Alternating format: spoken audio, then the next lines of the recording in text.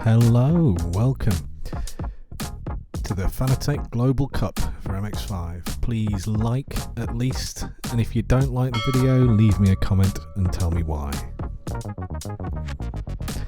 So my season 4 targets: I want a top 5 finish, a net gain in safety rating or iRacing, and ideally I want to also finish decently out of everyone. This week is week 10, we're at Oulton Park. It's a really interesting track. It's a tough one. Strength of field is 1365. I'm still struggling to adapt to this higher strength of field. So let's look at the qualifying lap. So over the start finish line, down into turn 1. It's a bit of a tricky one this. You need to try and keep it high speed and go out onto the curve on the outside and really push it through there. I'm still a little bit timid through there and I lose a little bit of time. Also lose a tad on this corner as well, although I do like this sweeping corner, and if you get it right out into the straight, there's a lot of overtaking opportunity on here.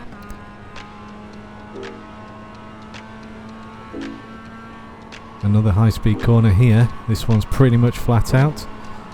On the first lap it's not flat out. A lot of people try and take it flat out and spin at this corner. But if you get it right and you keep it tight, it's pretty straightforward. This, possibly the most horrible corner I've faced so far. Terrifying, even more terrifying. I'm slow through there and I know it, but that's about the fastest I could manage. And then we're down this back straight. Another great overtaking spot. And down into another horrible little chicane thing. Easy to spin there, so you've got to be careful. And this one's also another one that's easy to spin at. The rear end of the Mazda does like to drift out a little bit if you're not paying attention, but managed to control it okay through there. And then over this sort of rolling, curving straight and a high speed corner.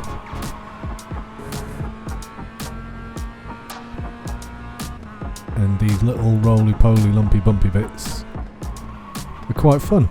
Into this, again, relatively high-speed corner, although it's easy to overcook it there, and then you bugger yourself up for this final straight, but not too shabby. And over the line for a 154.21, which puts me in 5th place on the grid. Almost a second slower than pole, so let's see how we do. I'm aiming for a top 5 finish. It's a reasonable start. I've not been left behind so far, so that's usually a good sign on the start. I'm also not getting all boxed in, which is, again, really useful for that first corner because lots of people die on that first corner. And I'm making a sneaky little look up the inside here, but decided at the last minute that I wanted to survive the first lap, so I thought, take your time. It's an 8-lap race. Let's give him the space and survive. Again, just looking for a top 5 finish because that's realistic for me if I push myself and if everything goes right. So I'm watching these guys now because these are a horrible couple of sort of chicanes coming up, and they cut that a lot more than I did. That was a horrible take of that chicane. I went so wide coming out of it, I was slow out and up the hill. Fortunately the guys behind me had been held up by those earlier incidents, so I didn't get anybody trying to poke his nose up the inside here. I managed to take that reasonably well and hang on to the back of the front runners.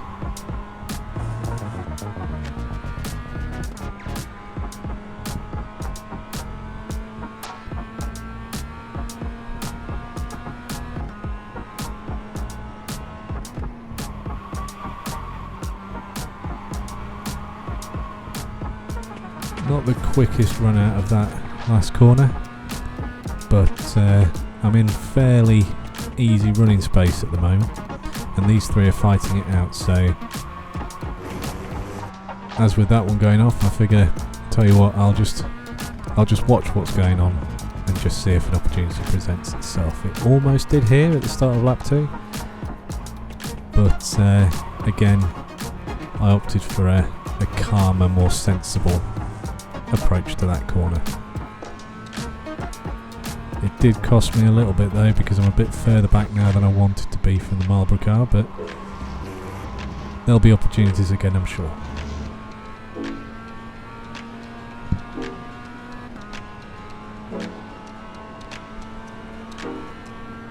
So I'm still using VR.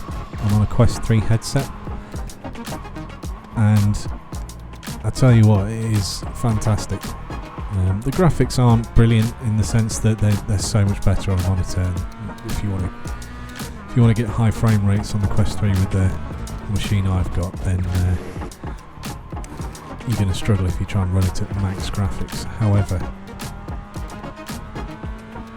it's still really immersive, and you know, at my age I've grown up on all sorts of different kinds of graphics, so just because it's not photorealistic, I can still quite happily get immersed in it. And I tell you what, it does not help you driving. So I practiced this track and familiarised myself with this track using Trophy AI, which was really useful actually for me. I mean, if you're an intermediate or advanced racer, then you know, maybe it's not that useful, but I found it really helpful to get used to this track and learn this track. It gave me some really useful indicators of where I was losing time, because it's a bit more specific rather than just having a look at your lap delta. It gives you a real idea in terms of where your braking points need to be, how much speed you're carrying through a corner, when you're applying the throttle, and so it's very, very helpful. The challenge being that I haven't got it set up for VR use, so I can only use it on my monitor, my single monitor. I've got a 32-inch curved screen, which does me fine really. I'm better off not racing with that curved screen because I don't have the awareness that I do in VR. So I've had far fewer incidents and crashes since I've been using VR, and I don't think I'll be going back to a monitor for racing anytime soon. But for warming up and getting used to a track, a monitor is just fine for me.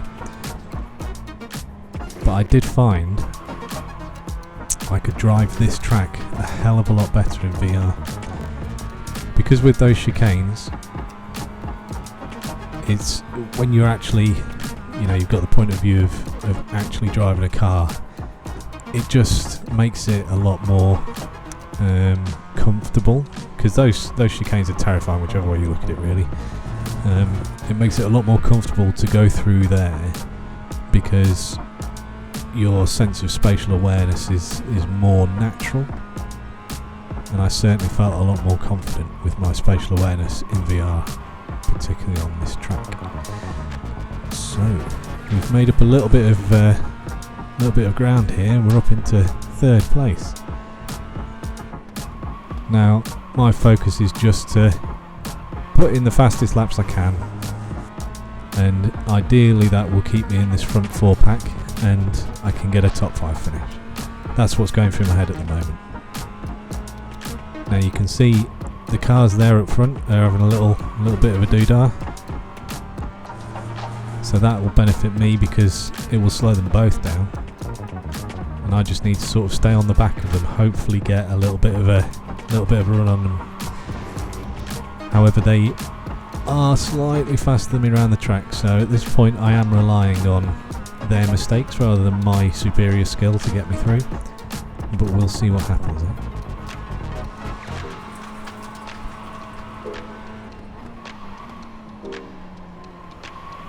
You can see on the TV overlay in the top right, 5th position is catching us up as well. It turns out that chap was quite quick, so he's going to catch us up at some point in the near future. Just what he'll do when he does is remains to be seen.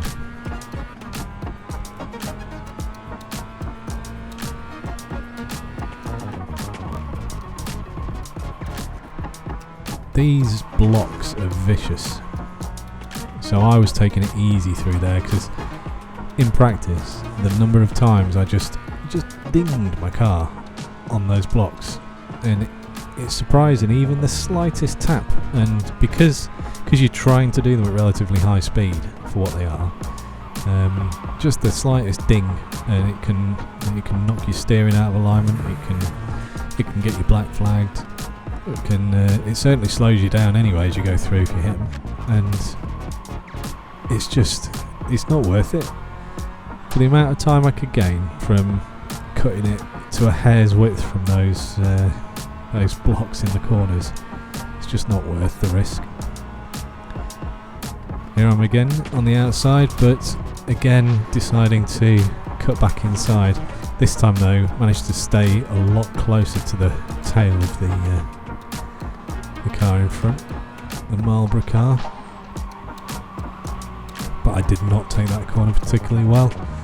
Fortunately, I took a wide line and a fast exit, and the Marlboro car took a narrow line and a slightly slower exit. So we'll see what happens up here, but I don't think I'm going to want to try and put myself in the death zone on the inside of that corner, because that Marlboro car is driving pretty aggressively, and I can't imagine he would have left himself much room to manoeuvre if I'd have been on the inside. He would have probably just driven his line and taken me out.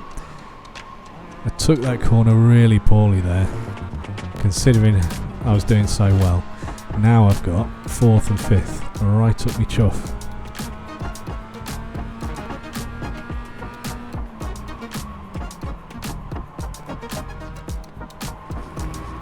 And there we are, that car that was in 5th, that's now in 4th. The neon monstrosity managed to take out that car on the inside. I don't know why they were going too wide through there. It's a silly idea. But yeah, it's one of the faster guys on the track has been set back a little bit, so that'll be good for us up at the front. But I've now got neon monstrosity right on my tail trying to come through, which he does successfully, and then parks it on the apex. So I gave him a little bump there, but not intentional, and he survived it, so I'll chalk that down to an aggressive overtake that worked for him, so well done him. It did seem to rattle me though, if you look at how much pace I've lost now. I'm at least half a second behind second and third, so I really need to work hard to catch these boys up.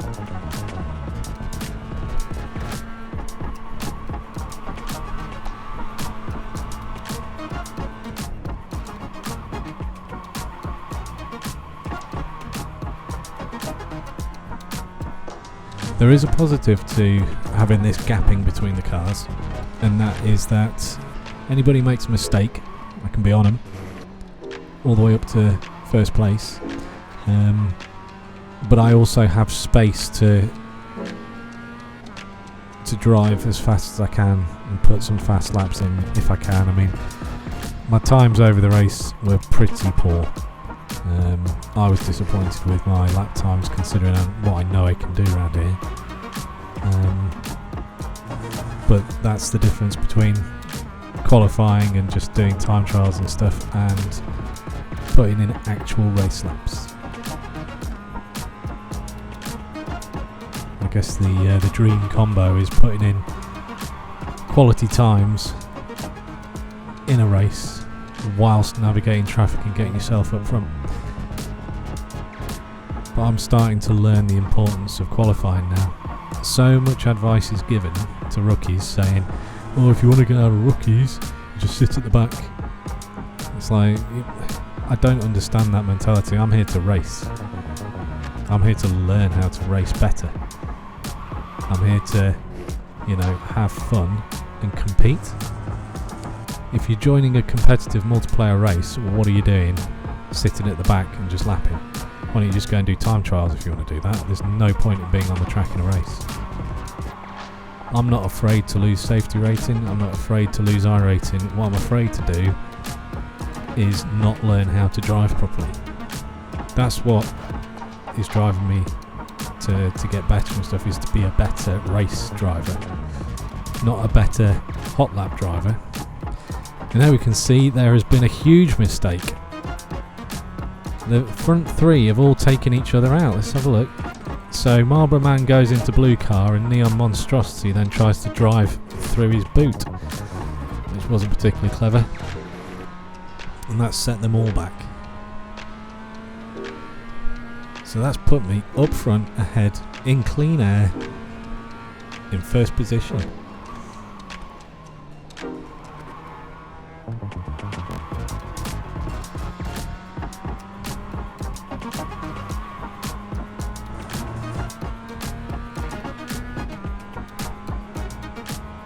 And we can see there's only second and third followed me around that corner, so looks like the blue car had a bit too much damage there potentially, and had to either bow out and get back to the pits, or at least is slowed down significantly. So I'm just hoping they've damaged themselves enough to stop them from being able to catch me easily, because they're all faster than me, you know, lap for lap. But let's see what we can do. Last lap, first place. Am I going to make a massive cock up, or can I get this round?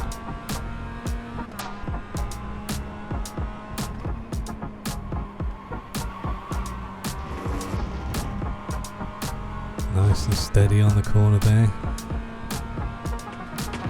Stamping on the throttle down here.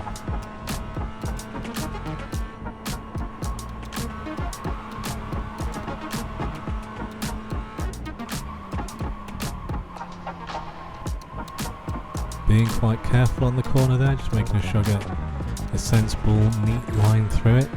Don't need to do anything stupid, I don't need to get a fastest lap. I just need to get the car home at pace. Decent take on that corner, a bit slow on the exit, but again, not too concerned about losing a few tenths here and there. I'm more concerned about losing my head and crashing completely or spinning the car. Just want to get her home, really.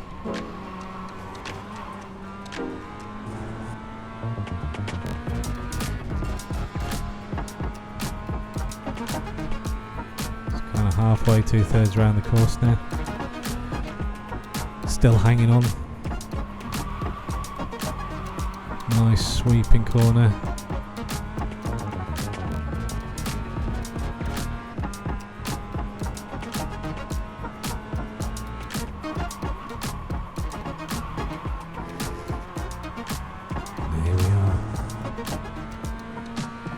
Around the final bend and over the finish line. I was super chuffed. I got a first place. I haven't had a first place in, well, since one of my races at the end of the last season, where I kind of got a bit lucky. Well, got a bit lucky again. Let's park her up and see how we did. So I came in first. My iRating's gone up to 1449, so I'm going to be up against some serious opposition soon. Not the greatest lap times, but I will take that. This week I've had 2 races, a third place and a first place, so I knew I was decent in terms of racing, but I'm just really pleased I managed to get that first place in, because what that's done is bumped my positioning up right up there, so I'm very pleased with that, and that's put my iRating and safety rating right up, and we're now on trend to hit target by the end of the season, by the end of week 13, so we'll see how that goes. Here's some highlights.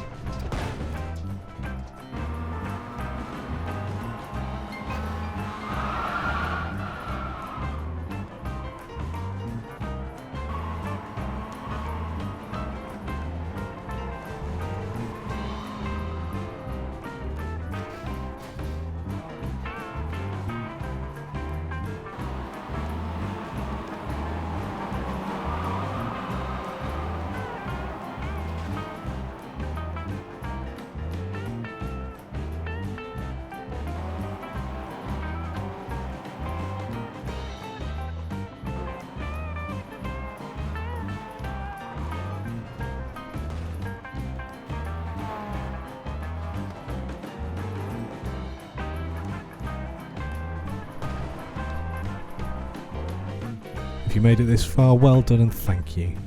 I'll see you again soon.